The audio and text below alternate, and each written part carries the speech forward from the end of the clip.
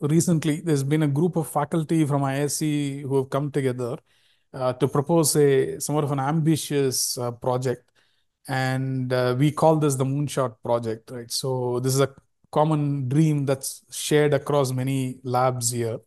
The theme that we've all converged on is this idea of augmenting brain function, restoring brain function with this brain co-processors, right?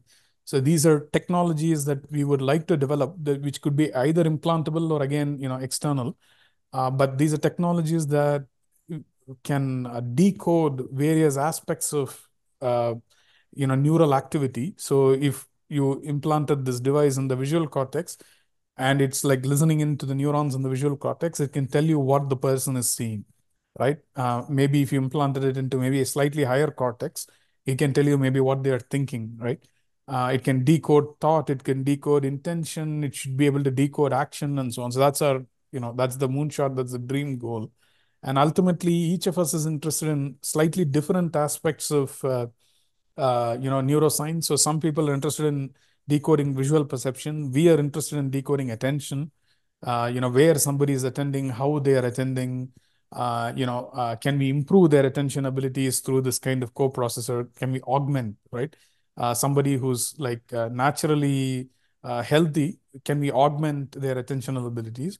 Or if somebody's lost functionality, doesn't have to be ADHD. Maybe somebody had an accident, or somebody had a stroke, and then they lost part of their neural function because of the stroke. Then can you restore the lost brain function using these kinds of co-processors?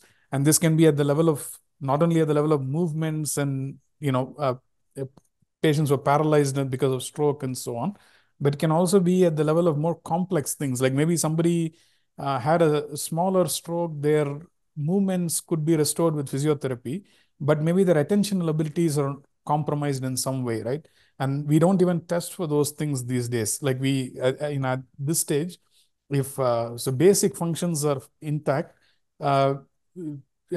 clinics typically don't test for the loss of these more complex functions.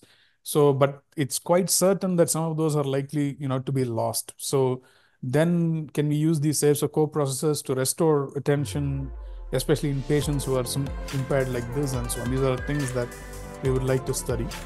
And the ultimate goal is really to be able to produce an implantable device, right? So that they can record, maybe even stimulate the brain and restore this kind of function.